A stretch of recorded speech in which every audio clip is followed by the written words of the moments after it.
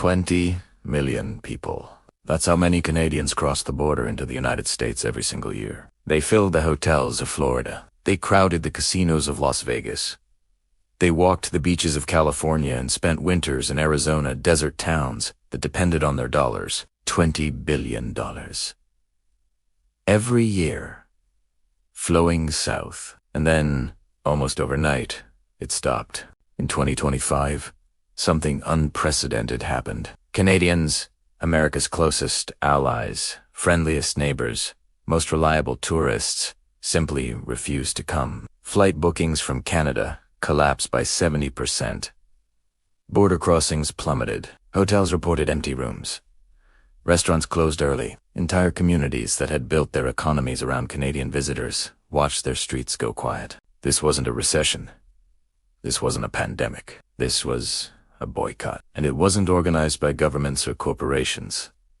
It happened organically. Millions of ordinary Canadians, independently, made the same decision.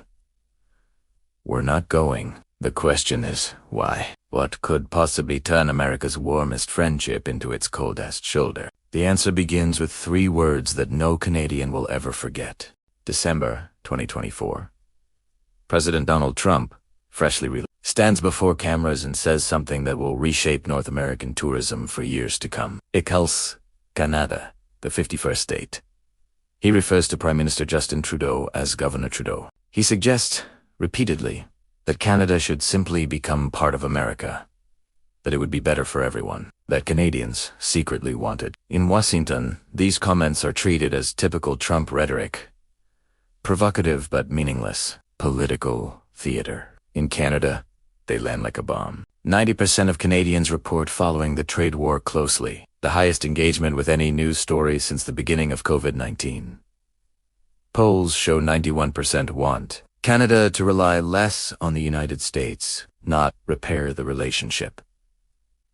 Reduce it. The shift in attitude is described by experts as unprecedented. Canadians are not known for public anger. They are famous for politeness, for quiet diplomacy, for saying sorry even when they're not at fault. But this time, something breaks.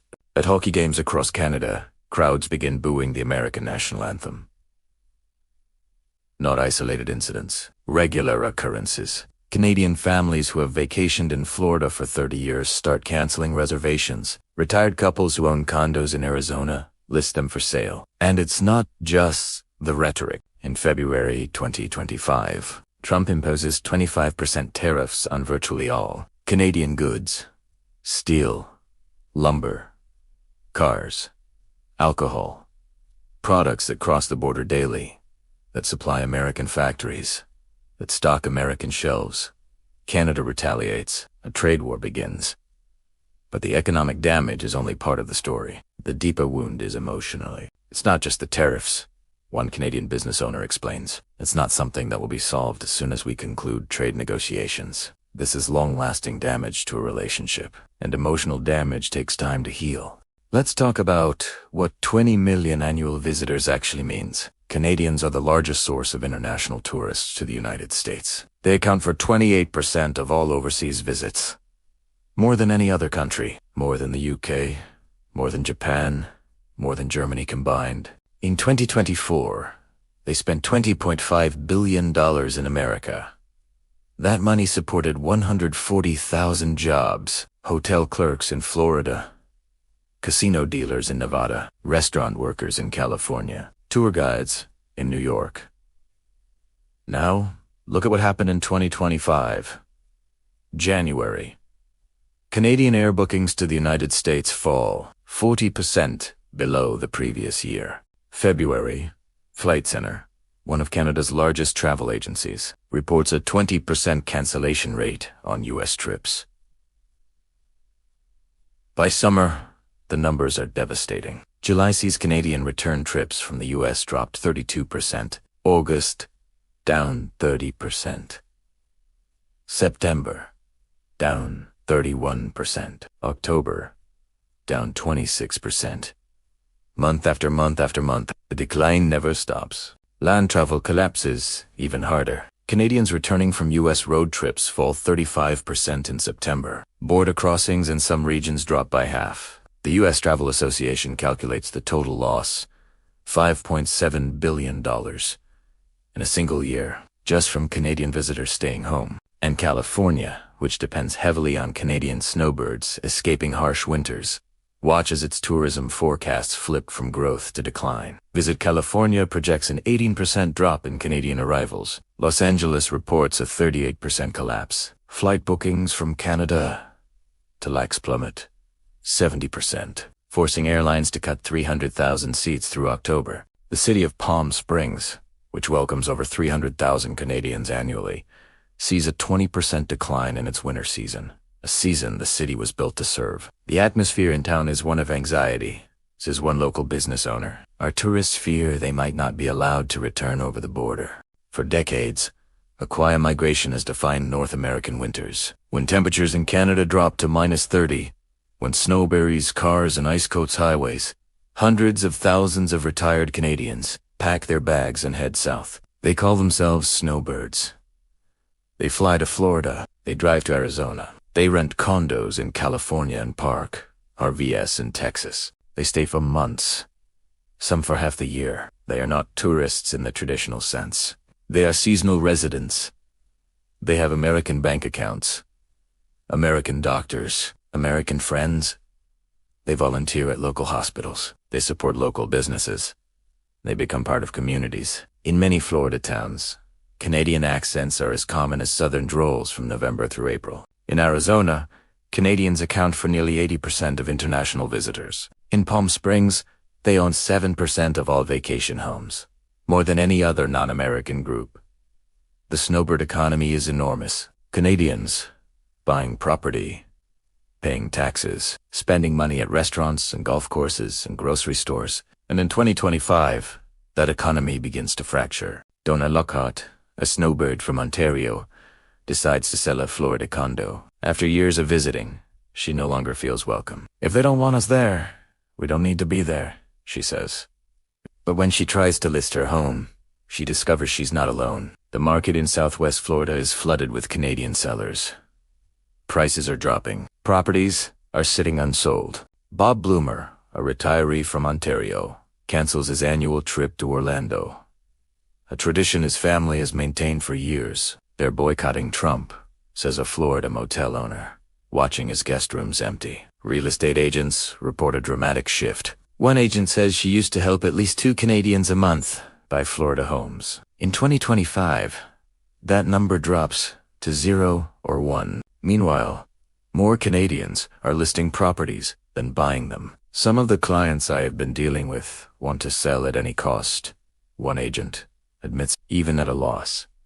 The Travel Health Insurance Association of Canada surveys winter travelers. Only 26% say they are likely to visit the U.S., a 37% decline from the previous year. The largest drop is among baby boomers, the snowbird generation itself. Many say they won't return until Trump is out of office. As a Canadian, says one woman who spent winters in Florida for years, my little thing to do was change my winter vacation. I'm getting out of here. She now spends winters in Puerto Vallarta, Mexico. The losses hit different cities at different speeds. But by spring 2025, the desperation becomes visible. In Palm Springs, California, a local business owner named Keith McCormick watches Canadian customers disappear. He hears stories of longtime visitors listing their vacation homes and refusing to return. He approaches the mayor with an idea. Within weeks, 40 red banners appear on lampposts. Throughout downtown, they read, "Palm Springs loves Canada." Instead of the word love, there's a heart containing the Canadian maple leaf flag. Digital billboards go up at the airport. The message is everywhere. Mayor run. The heart calls it a charm offensive. Every city council member contributes funds from their community budgets. This is a simple gesture to say, "We appreciate you," the mayor explains. But Palm Springs is not alone. Las Vegas, watching its Canadian visitor count drop 18%, sends tourism officials to Canada to beg for forgiveness. MGM Resorts, which owns some of the Strip's most famous properties, reports Canadian visitation is still down with no recovery in sight. Buffalo, New York launches a Buffalo Loves Canada campaign, offering gift cards and promotions to any Canadian willing to cross the border. Burlington, Vermont, renames streets to French and offers special discounts. Louisiana's lieutenant governor personally travels to Toronto, Montreal, and Quebec City. What he hears shocks him. "I don't realize what the impact has been until I got here," he says afterward. The pushback from the president's comments about the 51st state, the tariffs, have really left a bad taste in Canadians' mouths. He asks Trump to apologize. Airlines that used to fly packed routes between Canadian cities and American destinations begin cutting flights. WestJet and Flair canceled seasonal service to Palm Springs earlier than expected. Air Canada, rather than adding U.S. routes, announces its largest ever expansion to Latin America instead. 13 new routes to Mexico, to the Caribbean, to Central and South America. The message is clear. If America doesn't want Canadian visitors, other countries will take them. Governor Gavin Newsom of California releases a video directly addressing Canadians. He describes his state as 2,000 miles from Washington and a world away in mindset. He promises warmth and love. Visit California launches a campaign called California Loves Canada, offering discounts of up to 25% on hotels and attractions. But on Canadian social media, the reaction is cold. "As much as it breaks my heart," writes one Canadian woman, "I will not place myself and others I love in such a vulnerable position by traveling in the U.S., no matter how many banners are put up." The boycott is not only about anger, it's also about fear. Throughout 2025, reports emerge of Canadians being detained at American border crossings, questioned 4 hours, denied entry. Some held for days over minor paperwork discrepancies or social media posts critical of the administration. A Canadian YouTuber who runs a channel analyzing U.S.-Canada relations says he will not cross the border. He worries that his criticism of Trump's policies could lead to detention. "I don't want to risk being held simply because I run a channel critical of Trump," he explains. Travel journalist Kate Dingwall cancels her planned American vacations. "I worry about the border and getting stuck somehow," she says. "There's just a sense of uneasiness around visiting the United States at the moment." Countries begin issuing travel warnings for America. Germany, the United Kingdom, Denmark, Finland, Portugal, all advise their citizens to exercise caution when visiting the United States. Then, a new rule takes effect. Starting in late 2025, any Canadian staying in the U.S. for more than 30 days must register with American authorities. Photographs, fingerprints, documentation. For snowbirds who have crossed the border freely for decades, this feels like a fundamental shift. They are no longer welcome guests. They are tracked visitors. "Having a photo taken and your fingerprints done feels really wrong to us," says one travel expert. The Canadian dollar, already weak against the American dollar, hits a 22-year low. Everything in America now costs more for Canadians. Hotels, restaurants, gas, groceries. Combined with the political hostility, the border friction, and the registration requirements, the calculation changes. For many Canadians, the United States is simply no longer worth the trouble. There's really a lot of countries that have been doing this for years. One observer notes about fingerprinting visitors, but we never expected it from our closest neighbor. When 20 million people stop going somewhere, they don't simply stay home. They go elsewhere. Mexico sees an 11% increase in Canadian tourists. Portugal's Algarve region becomes a popular winter escape. Spain attracts retirees who once would have headed to Florida. Costa Rica, the Caribbean. Even domestic Canadian travel surges as provinces launch advertising campaigns, encouraging citizens to explore their own country. Manitoba increases its tourism budget by $4.5 million specifically to capture Canadians who would have gone south. Travel agencies report dramatic shifts. Customers who booked Florida for years are now asking about Portugal. Snowbirds who owned Arizona property are researching Mexico. The top 5 destinations beyond the U.S. are Mexico, Spain, Portugal, Costa Rica, and the Caribbean. Reports one travel industry survey. The tally of snowbirds planning travel to these spots has nearly doubled. Air Canada responds to the shift. Instead of new U.S. routes, the airline launches 30 new destinations across Latin America and the Caribbean, flights to popular snowbird alternatives. Warm beaches without the political baggage. Jamaica's tourism minister announces a goal of 600,000 Canadian visitors annually. Mexico welcomes 471,000 Canadians in just the second quarter of 2025. The irony is painful for American tourism officials. Canada remains one of the most mobile populations in the world. Canadians travel constantly. They spend freely. They stay for extended periods. They just stopped spending that money in America. A Florida realtor summarizes the situation bluntly. The Canadian market for rentals is just done. I usually get a few people from various provinces looking for homes to rent. I didn't have any this season. Not every Canadian joins the boycott. Snowbirds who own property in America face a different calculation. They have invested hundreds of thousands of dollars in condos and vacation homes. They have American friends, American doctors, American routines. For them, abandoning the U.S. means abandoning a life they built over decades. If we wait for years for a potential U.S. administration change before we start snowbirding in the U.S., we feel like we'd be shortchanging ourselves, says one Alberta couple heading to California. We've made close friends, says a condo owner in Florida. It's like a winter camp for seniors. Preliminary data shows some snowbirds are actually booking earlier than last year and paying 70% more for the privilege. Demand for specific properties remains strong among those committed to returning. RV park owners report that while some loyal customers hesitated, others replaced them. At both of the RV parks, we lost a couple, but the majority that have been with us for years are coming back down. Plus a couple of new ones, says one Florida campground manager. It made up the difference. But even among those who return, the conversations have changed. The personal debate was just over a lot of this 51st state nonsense and the way that Trump has treated Canada, says one longtime Texas snowbird. I'm very I've got a Canadian flag flying on the fence outside my house. He came back, but he understands why others didn't.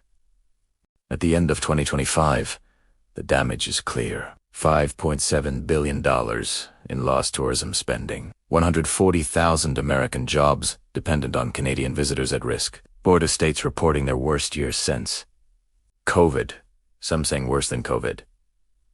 It's like a 50% drop-off, says one Maine business owner. The worst year we've had. We've never had a year like that. Even worse than COVID. Congressional reports document the crisis. Montana loses 19% of its border crossings. New Hampshire campground reservations drop 71%. One New Hampshire store owner describes empty parking lots as a threat to our livelihood. The U.S. travel industry issues warnings. A 10% decline in Canadian tourists could eliminate 14,000 American jobs. The actual decline is running far higher than 10%. And yet, there are no signs of reconciliation. Trump has not apologized. The tariffs remain in place. The 51st state rhetoric continues. At a meeting with Canada's new Prime Minister Mark Carney, Trump jokes about a merger of the two countries. Canadians, watch. And remember, they just pretty much said that they are not coming back until he is either out of office or he apologizes, reports Louisiana's lieutenant governor after his desperate trip to Canada. Some experts predict international travel will rebound in 2026, driven by the World Cup and America's 250th anniversary celebrations. Others are not so sure. This is long-lasting damage to a relationship, says one border business owner. Emotional damage takes time to heal. The banners still hang in Palm Springs. Palm Springs loves Canada, but love letters only work when both sides are willing to read them. For now, the border is open.